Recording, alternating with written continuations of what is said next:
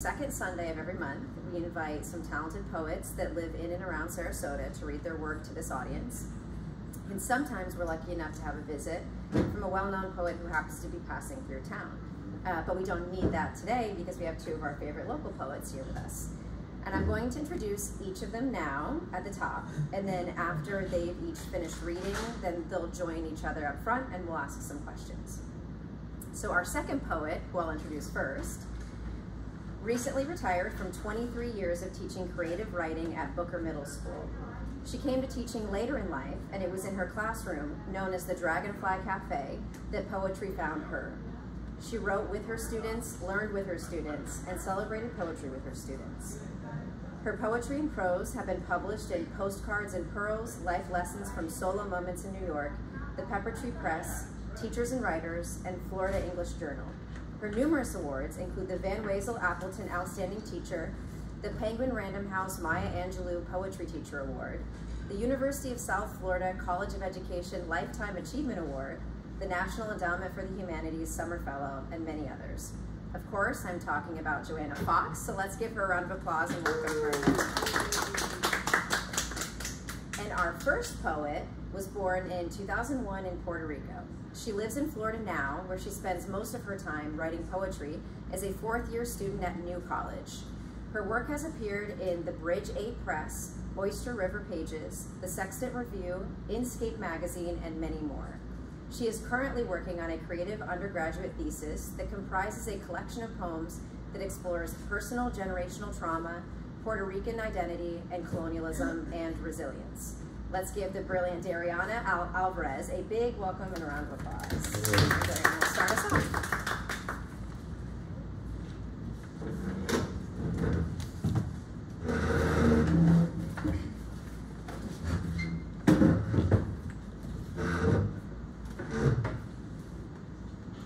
Good afternoon. My name is Dariana Alvarez. I'd like to first thank Ms. Georgia Court and Bookstore1 for giving me this opportunity to come back and read. I have read last year at PoetryMic, and I'm super excited to have this opportunity again. So in terms of creative projects, as Bryn kindly said, I am working on a creative thesis for my undergraduate degree, and this thesis basically comprises of original poetry that I have written, and these poems touch on, just like Bryn said, Puerto Rican colonialism, personal and generational trauma, and it'll have its collection, and it'll have like a paper that goes in depth about like the historical context and whatnot. And so today I decided I wanted to bring some of those poems here and read them for you guys. And so I'm really not great at introductions, but I thankfully have to do an introduction for my thesis, and so I decided that the introduction that I wrote down probably is a really great way to open up these poems.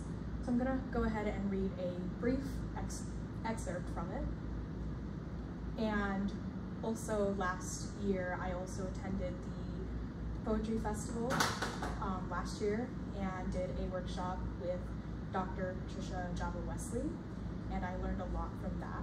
And it's mentioned here in the introduction, so just so no one's confused, it's there. So, all right. When I took Dr. Patricia Java Wesley's poetry workshop in March 2023, Dr. Wesley told me that poetry isn't about truth or information. We are informed by truth. We write because something is burning within us, and poetry, like fire, burns things to ashes. Before, I had never seen myself as a destroyer or as a fire. I was, and still am, a shy Puerto Rican girl who grew up in Florida and somehow made it despite statistics saying that it was unlikely I'd go to college, much less finish high school. Unlike Dr. Wesley, I wasn't a survivor of war. I could never know or truly understand what it's like to walk amongst corpses and somehow come out of the whole thing okay and write poetry that moved people. However, I had my own stories. During the workshop, I shared the first draft of this collection's titular poem, My Parents as Adam and Eve, and felt taken aback when I turned towards Dr. Wesley and she had wiped a tear from her eye. I started to realize what Dr. Wesley meant by saying that poetry burned things to ashes. Fires destroy, but they also allow new things to grow in place of the old. Puerto Rico has a long history of colonialization, from the slaughtering of the indigenous Tainos that first inhabited the island by Christopher Columbus and the Spanish, to becoming a prize for the United States after the Spanish-American War in 1898, and to the present day in which the idea of statehood is constantly pushed onto the island. We faced natural disasters like Hurricane Maria, and fought back corrupt politicians like Ricardo Rossello, and yet we are often both exploited and celebrated. We were often silenced when we spoke up against the colonial forces against us. I realized that being Puerto Rican meant that there was no room for me in the system and that we weren't meant to pick ourselves back up again and push back harder. Poetry is the fire meant to burn this colonial narrative down so that in its place, my presence is felt. For me, this is what I want my collection to accomplish. So I think really there's no other words to introduce any of these other poems, but now I will go ahead and actually read that titular poem. So with this poem, it is called My Parents as Adam and Eve. 1. In the beginning, God created two Boricuas, one male, one female. Sand escapes his palms as he breathes a violent wind into the couple's lungs. Papa's breath had nothing but traces of alcohol, eyes red with veins, and his fist hitting Mama's body, baby girl in the womb. God saw what he had made. He said it was good enough. 2. Papa yells at Mama in the kitchen. He holds up a knife in his hand. This was our flag. We pledge our allegiance to violence and unrest. Papa sees me and puts his knife down. Si no te hubiera visto, he tells me over the phone while I'm in my dorm. Lo hubiera hecho. 3. It wasn't until my 3rd year of college that I understood why we had left our island. Boricuas invaded by the US Navy, and Vieques with its beaches, a bomb range for the American colonizers. Viva Puerto Rico. Adios to the US Navy. Mama bit the forbidden fruit. Florida was the only place for economic opportunities. 4. I tell my boyfriend that I have anxiety about drunk drivers and the possibility of being in a car accident. I've never been in an accident, but I used to ride in the backseat when my dad would drive drunk. Papa with his stereo up, and the bass booms in the car while I cover my ears. Para, la gente pensará que estoy haciendo daño. My sister laughs at me and tells me that my dad is the only person she trusts to drive around drunk. 5. In therapy, my therapist tells me that I'm a classic case of a people pleaser.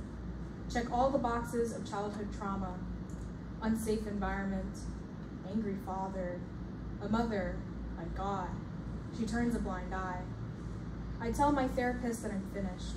No more giving in to demands or dwelling on past pains. 6. I call my mother, cold, I love you, stoic, how is college, and avoiding the topic of religion. My sister interrupts us. Mama, look at this house. I hang up the phone and cry. It's not fair. It's not fair. 7. I imagine myself as God. I hold complete creative control.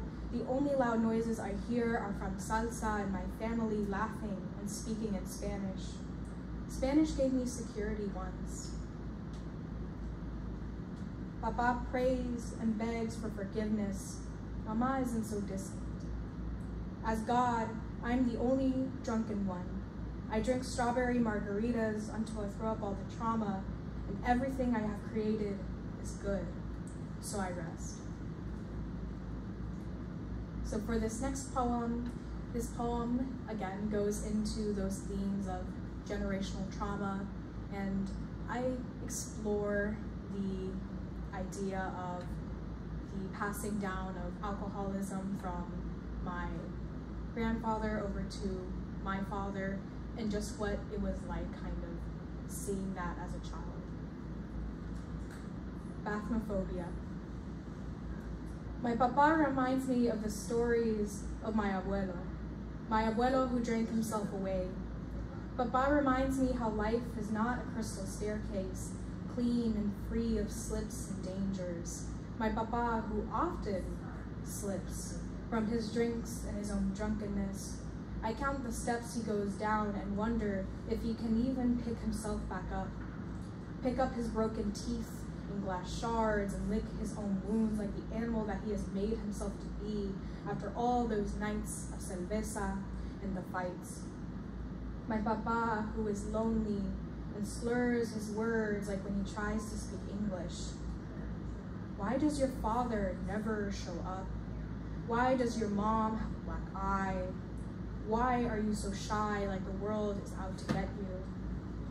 My papa who fell down the crystal stairs and crashed his face up to wooden floors, splinters on his bloodshot eyes, and I imagine you tricked me down with him. For this next poem, this poem is more so touching on religious trauma and the idea of growing up, going your own path, and how sometimes that can affect the close relationships you have in family. Hermanos. No, my brother isn't dead. I read a poem about you for a whole class workshop where I left with both feedback and tear stains on my rough draft. He's moving on in his religion, as I move on in my life. In a way, I was wrong. In a way, you are already gone. When I sit in my bed and can't sleep, I think of all the ways the English language leaves brother up to interpretation. A brother, a friend. A brother, a fellow churchgoer. A brother, flesh and blood. I can only see you as hermano. La hermana was the name I wore for you at all your evangelistic endeavors. La hermana con el pelo largo, la hermana antisocial, la hermana tímida, la hermana que predica como su hermano. I wanted them to know me as the sister who fought over the family computer, the sister who taught you things, the sister who you came for after my drunk father left me home alone. No, I can't go to church again. No, I can't give my heart back. El hermano que es un pastor, la hermana que es una poeta. For these last two poems, they're kind of companion pieces, I guess you could say. For these last two, I explore more deeply the history of Puerto Rican colonization, and I follow a character who is just known as the Taína, and the Taínos were indigenous people that had lived in Puerto Rico before the Spanish came and did their thing. This first one is called Culebras. And the Lord God said unto the serpent, because thou hast done this, thou art cursed above all cattle, and above every beast of the field. Upon thy belly shalt thou go, and dust shalt thou eat all the days of thy life. And I will put enmity between thee and the woman, and between thy seed and her seed. It shall bruise thy head, and thou shalt bruise his heel. Genesis 3:14-15. The Taína's first word was culebra. We taste sex from the canepas and piña. This island was ours and ours alone, until God and man told us in a language that we didn't understand that it wasn't. I tasted dust from the ground, cut down our trees, set fire to the island. Man told us in a language we didn't understand that we were theirs now. You can't win against God. Cut down our trees, set fire to the island, the Taina, bare breast and gold. We couldn't hide from God. Man's heel upon my head. The Taina wore garments like her body was something to hide. Tortuga, coqui, once bathed in the beach waves. Man's heel struck my head. Venom escapes my fangs in sandy waterfalls. Tortuga, a heavy shell. Coqui sings only for gringos. This wasn't our garden or our jungle. Venom, like rain, poured onto the sand. God watches and punishes us one by one. This wasn't a garden or a jungle. This is where culebras go to die. God laughs one by one at our deaths. The Taina was thrown into bed, carrying man's seed. This is where culebras turn to ash. The Taina's last word was death. This was our apocalypse. This island was theirs and theirs alone. For this final poem, again, we follow our character, the Taina. And this one is called Apocalypse. The Taina smells the flowers and grows them with her breath of piña and drunken happiness. The flowers sing hymns for the sun as the coqui teaches them music. Taina with her tan skin and naughty hair. Descansamos bajo el sol, she whispers. The Spanish anchor their ships and find her resting in the sand. Manatí, tiburon, and mantarraya scatter. Bubbles upon bubbles float to the surface, and everyone and everything is drowning, drowning, drowning. This is Jesus underwater. Save our souls from sins, plant seeds in Taina's body so that she can grow gardens of great saints. If she refuses, cut off her limbs till she finds gold, houses instead of huts, roads instead of paths, and buildings where trees once were. They use cement and Taino blood. The Taina walks through the graveyard, excuses herself to the tree, and writes poems on the bark. Thank you.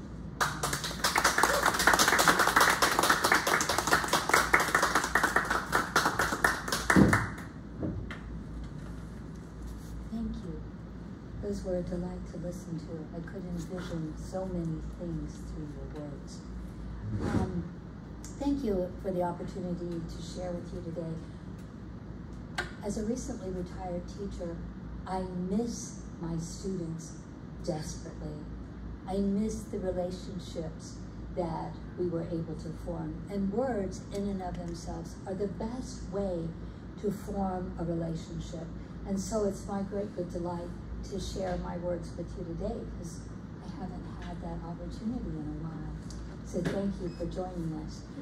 I was invited by Bradenton. I live in Bradenton, and I walk the River Walk. Have any of you done the River Walk and been in downtown Bradenton?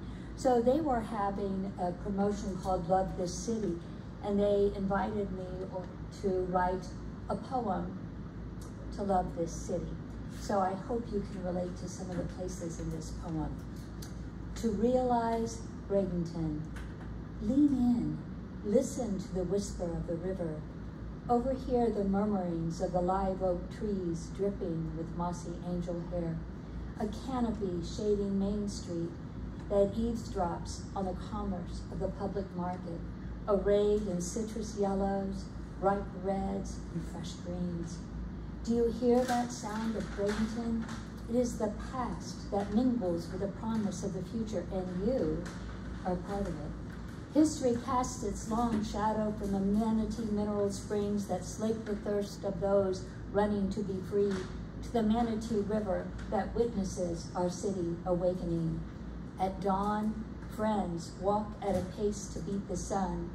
bikers ring their bells, not so much in warning, but in anticipation of a hello or good morning about to be voiced by a friend whose name you don't yet know.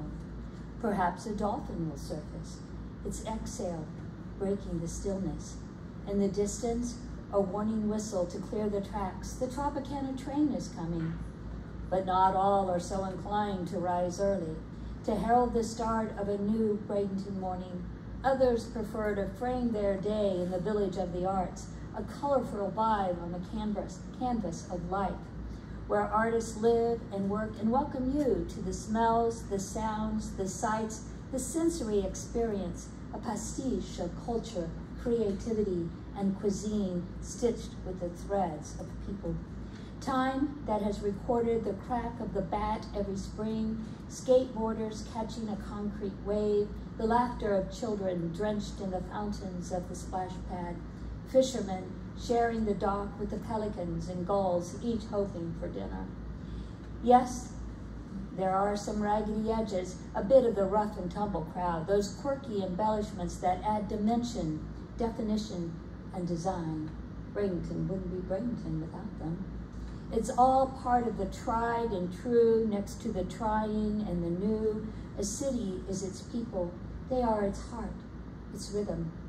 Yes, time stands still for no one, but we can slow down enough to capture every stroke of the sunset spilling over the western sky, manifesting the mosaic that is Bradenton, where friendly, easy living welcomes all, where even if it's not your hometown, it's the place you can call home.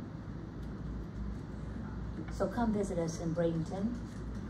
Their public market is not as extensive as the farmer's market here, but it's inviting just as well.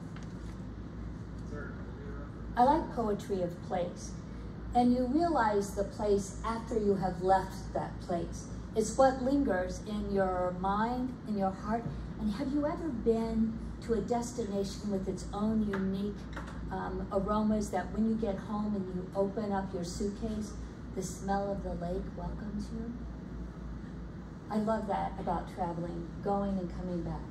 Here's a poem on the rhythm of the mountains. I have left behind the dulling rhythm of the city, same route home, same schedule, same old, Here, the rhythm of the mountain is unhurried, unscripted, unpretentious, yet constant, choreographed, elegant. Elegant in its rich array of emeralds, rubies, and golds, choreographed with clarity, curve, and grace. Constant with the sunrise, the sunset, and growth. On the branch, a berry has ripened, a new one is coming on, all in its own time. Not complicit with expectations, not disturbed by demands. I tell myself, insinuate yourself into her story, ingratiate yourself to her, and know that the mountain will remember you when you return. A few years ago, well, actually, it's been longer than that because I had to renew my passport, I had the opportunity to study in Prague one summer. And this is one of the pieces I wrote from that. Prague, I walk your streets cobbled from the pain of the past, crowded by centuries of time travelers, rising up from the astronomical clock tower that charts the sun and the moon, ringing out each passing hour, echoing across each year, sweltering in the history, down-shadowed lanes where alchemists stirred their elixirs and potions. It's not magic, but beauty. It's beauty that brings me to linger in the scattered light that is the poetry of Prague.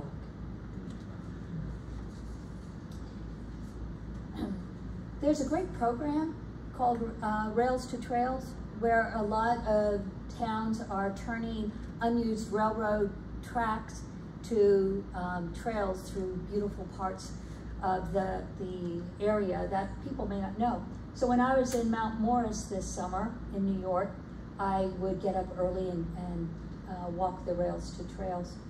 One morning I saw 8 deer. Although in retrospect, it could have been a couple of the same deer numerous times, I don't know. Anyway, the interloper.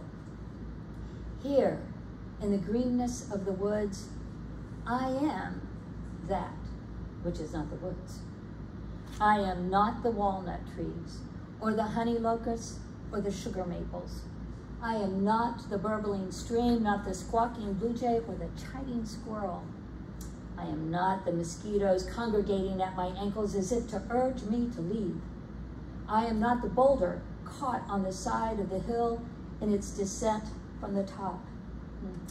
I am not the doe grazing on the grass whose brown eyes lock with my brown eyes for a moment. Yes, there are many things that I am not, but one thing that I am here in the woods. I am aware of all that I am. So, my 99-year-old aunt passed away this year. She had lived in the house of her childhood for 94 years. And we had spent, all of us, kids and cousins, had spent much time in the house. And upon her passing, we were invited to all come back and choose the things we wanted from the house. And so we spent a long time sharing memories, laughing. There was not a thing to cry about, which is great. And stories, some stories were completely new to me. Some of my stories were completely new to them, but we shared them there in this beautiful house, big old brick Victorian that we had all loved. So this is one of these stories from there. Stay out of the back parlor. Those words still echo, though I barely remember my grandma's face. Her voice is still clear, warm like her bread, fresh from the oven. The aroma enveloped the whole house, but hung heaviest in the back parlor where I was forbidden to go alone. There was mystery in that room. The heavy drapes closed off the sun's light, dimming the afternoon. The portrait of some long forgotten saint hung high on the wall, looking down, sternly, disapprovingly, never blinking. The radiators hissed in winter, warning me to keep a distance and burning me when I got too close. But how I wanted to go in that room alone. Not just because I wasn't supposed to, but for the coolness it offered in summer and the chilled warmth in the winter. Those drapes, those heavy drapes, hid the sun and the skies and the secret no one knows.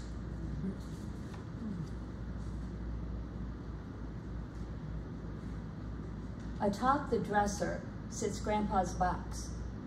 He takes it down from time to time. I sit beside him in the big green chair, and slowly he lifts the lid. The strains of the Black Forest Waltz faintly resonate through the room. Your grandma's favorite song. She played it every day. He rubs a smooth black stone. She picked this up on our first date near the bandstand in the park. Gently, he unfolds a letter, the ink long since faded, and it doesn't matter, for I remember every word he said. Hurry home, my darling. We have a surprise for you. It was the we that gave it away. A white lace-edged handkerchief. He urges me to take a sniff, breathe it in. Red roses, like the ones that vine on the veranda. With each item he picks up, Grandpa wanders further away from me and closer to Grandma. The song plays out. Grandpa closes the lid. Hand in hand, we walk to the rose arbor. He picks a bloom for me, my treasure.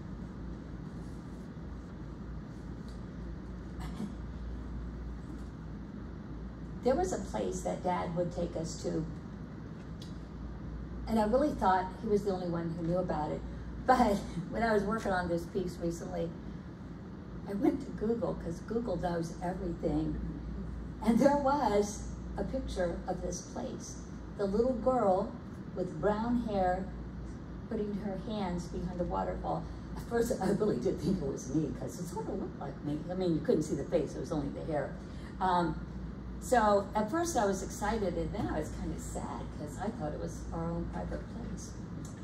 I wonder, just how did dinosaurs get caught in the crevice of time, hidden behind this curtain of the clear trickling stream, pocketed in a pillow of ancient blue clay, awaiting discovery by a little girl, anxious to paint her face in preparation of a battle against unseen warriors who had forged their flint arrowheads at the edge of this stream. Even more curious is who revealed the secret pocket of blue clay to my dad. None of my friends knew about it. We never encountered another human being when we were there.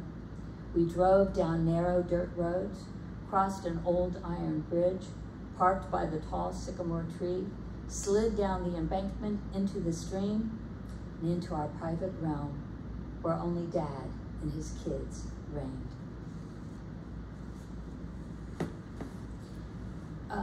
Ted Kooser was Poet Laureate for the United States in 2004, and again in the 2006 years. And one of his projects was to send Valentine poems to people all over the United States. They were little short postcard poems, and I happened to be the recipient of some of those poems. And when he was done, he did 25, so he did it for 25 years. And that's not right, because if he had done it for 25 years, it must have started before he became Poet Laureate. Anyway, I was invited, along with lots of other people, to send poems in his style to be put in a collection for him. So these are some of the poems I submitted. He wrote really short poems, and then you would linger on that last line. High hopes. I climbed every boulder in the park just so I could stand higher than anyone else, hoping that you would see me and recognize that poetry isn't always on the page. Right now, I have never been one who waits patiently for time to mellow wine, for autumn to cause the leaves to blush, for spring to emerge cloaked in a vernal glory, or for love to percolate. Intersection. They stand like sentinels and blink green, blink yellow, blink red, silent commands issued one after the other, and every time it flashes red, a pulsing heart, I stop and think of you, oblivious to right turn on red. Sunflower. From a distance, your smile, nonchalant, non-directed, inconsequential, you thought, planted in me a seed that tunneled its way through the darkness to escape the bondage of soil and blossom in the sunshine of your smile.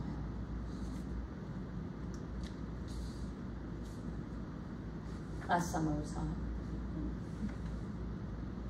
But instead of thinking about how hot it was, one could begin to think of how cool some hot things are. So here's some summer jazz. Hot notes sizzle, incessant drums thunder, cicadas buzz, fiery sun distorts, heat waves radiate, and improv, the soundtrack of July.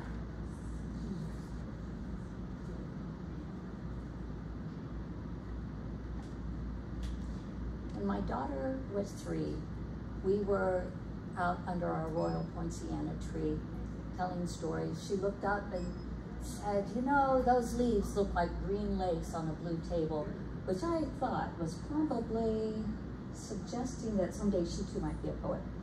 And we had drunk lemonade out of a mason jar, and when she screwed the lid on, she said, this is our day. We captured that summer day in a jar, screwed the lid on tight and put it on display. It sat on the shelf until it was pushed away and shoved out of sight, collecting dust, replaced by trophies and pictures and frames, and relegated to a dark corner. Years later, in a desperate search Turned up moth carcasses, dust bunnies, and a summer day, long forgotten and still sealed tight. And I'll give you just another, along with the idea of dust.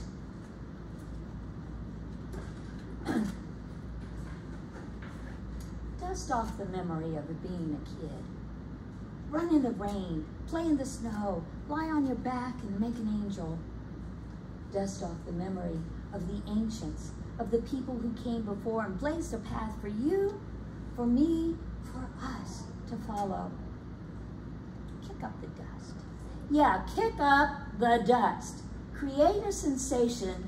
Live with so much energy that the dust never settles until long after you're gone. Thank you.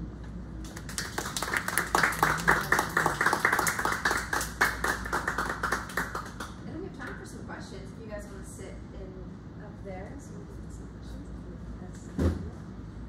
Watch that cord. I would trip over.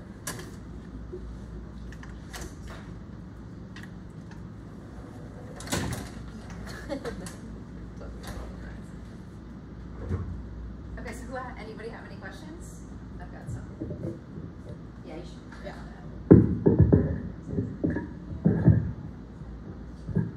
Okay, well, Joanna, while it's fresh, I was thinking you were talking about that secret place. A Yes. place that seems like, you don't have to tell us what it is or where it is, but do you have a place like that here where it feels like only you know about it, that you love so much? You know, now that I'm retired, I need to find it. You know, there are many places along the shoreline, but it needs to be an unexpected place. Bryn, do you have a place like that?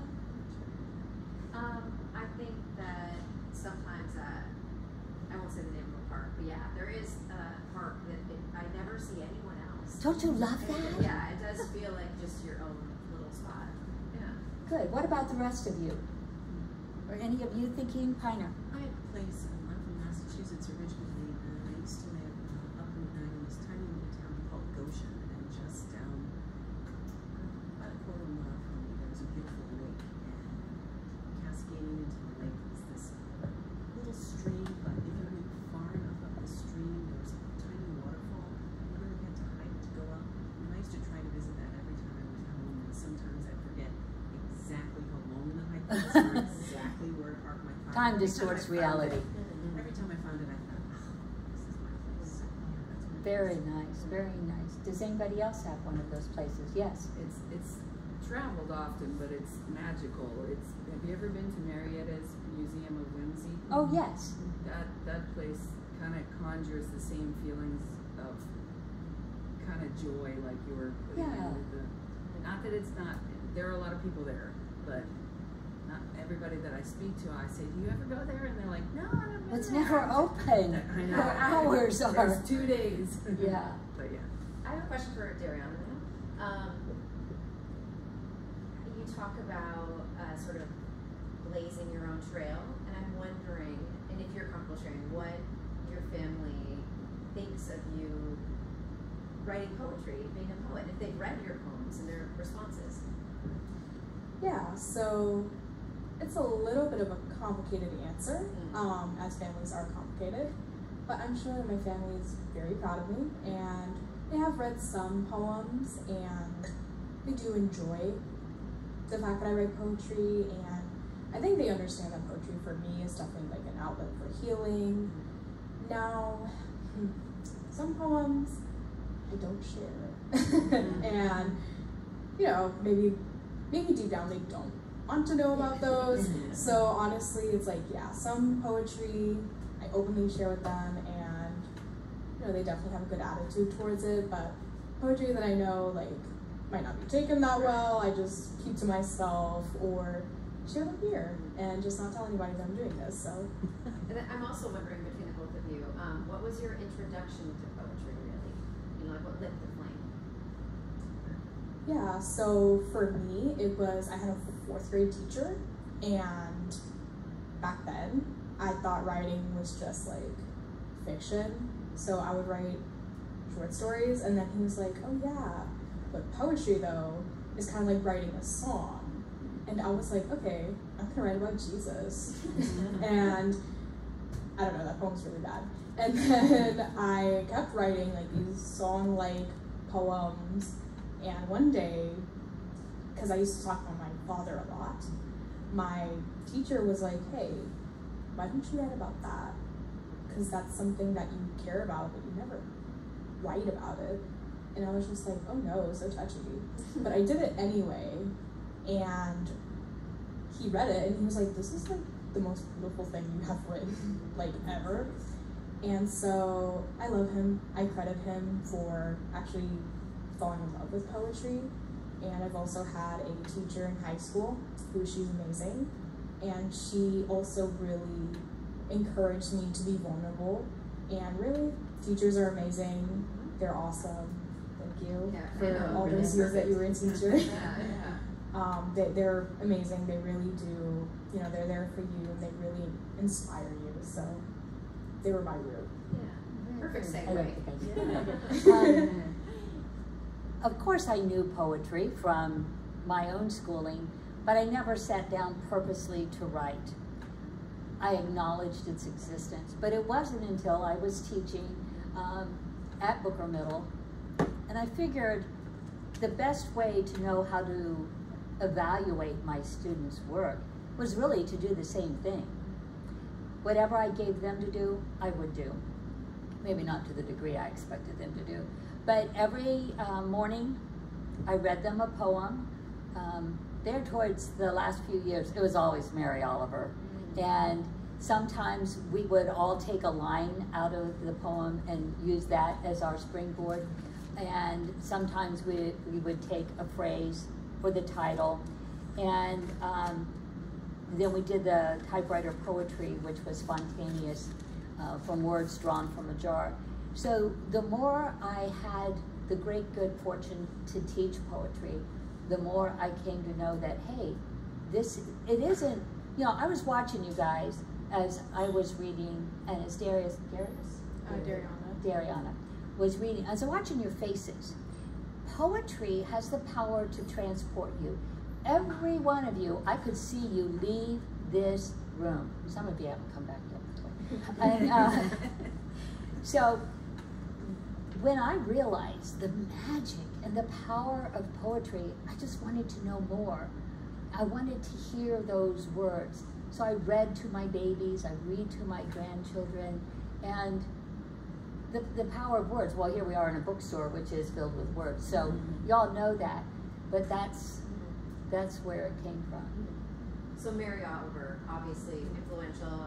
Dariana, who's one of your favorite poets? Yeah, so one of my favorite poets definitely is Natalie Diaz.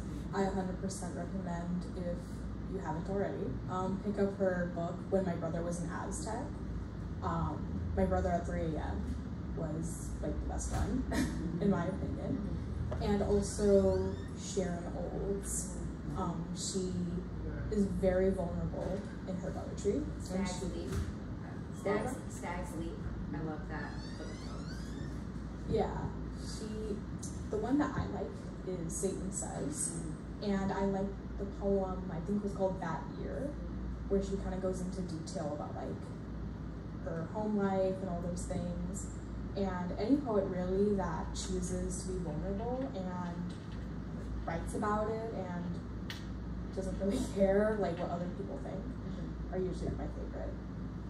So what advice would each of you give to someone who's just wanting to start trying out poetry, wanting to write poetry, and hasn't yet? What would you tell them?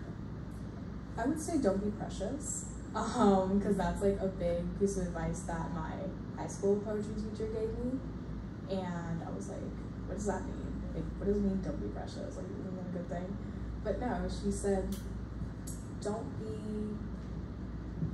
try to copy a style that isn't really you, isn't really authentically you, and don't tiptoe around what you're actually trying to say.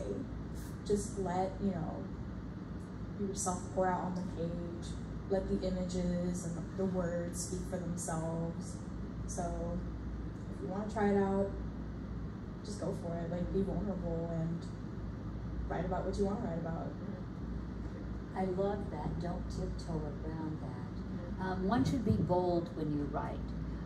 Really addressing you through your subject matter.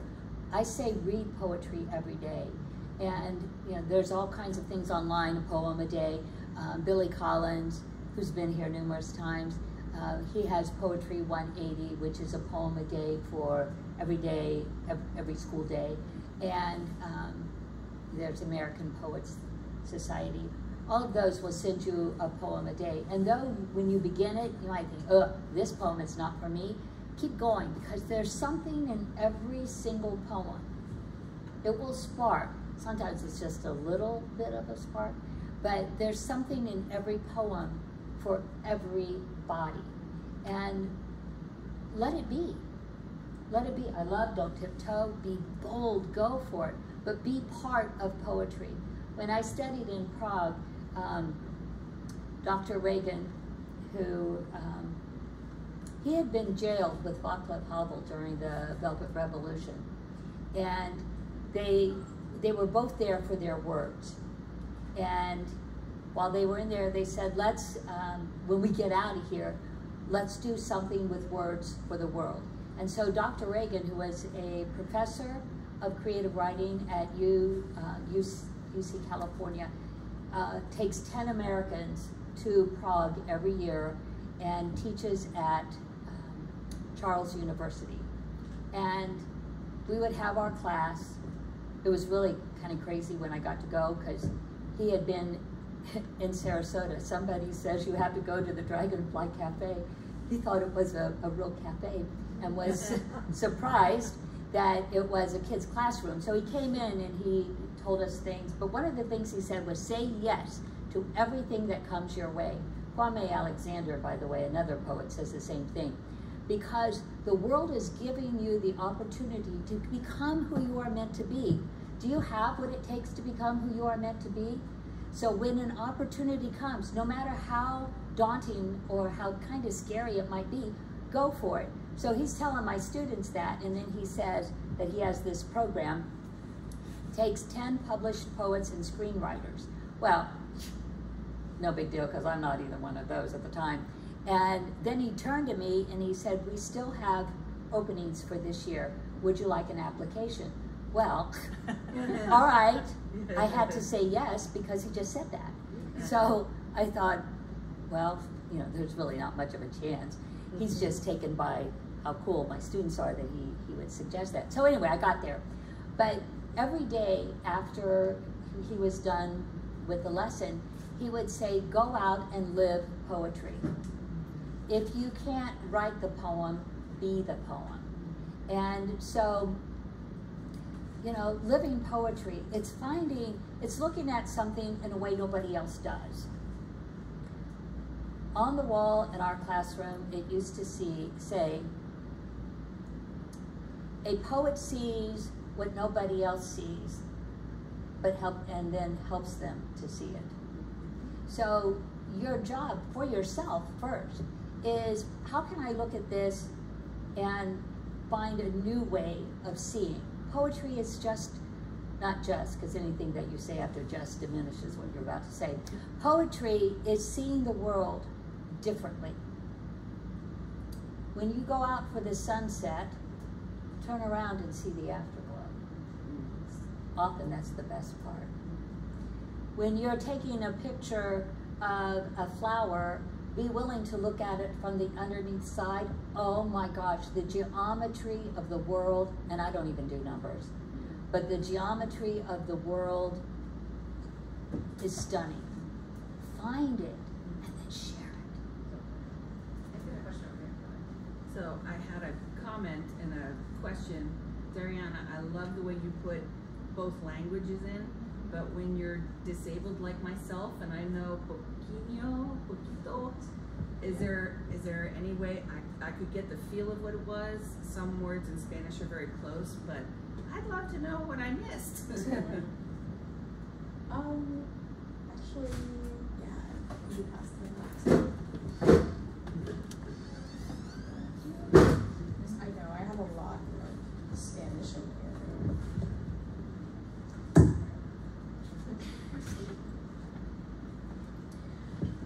So I know when I was reading Apocalypse, we had the Taina characters say, descansamos bajo el sol. That's just saying like, let's rest under the sun.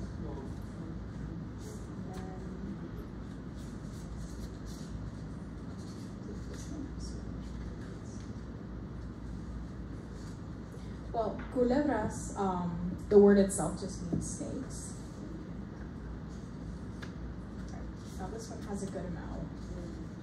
And yeah, looking back, these ones you don't want to miss. Yeah, go ahead. I have very small hands, so sometimes it's hard to hold things. Yeah, so right here, when I was reading my poem, Hermanos is just like saying siblings. But in this case, I'm talking about my brother. And so, yeah, so I say, you know, hermano means brother, hermana means sister. And so then I have this whole collection, I guess you could say, of like saying la hermana, like that repetition. So the sister with the long hair, the sister who's antisocial, the sister who is timid, the sister who preaches just like her brother, and then we jump over and we say, oh, the brother who is a pastor, the sister who is a poet. Yeah. And then I think the only other one where Spanish was used a lot was in the first one, where I was talking to my father. I always, when I write my father's dialogue, it's always in Spanish, because he doesn't know any English, and that's like the only way we communicate. But for my father, he's a lot. He basically, when I talked about the knife, my father said, oh, if I didn't see you, I would have done it. Scary. And then,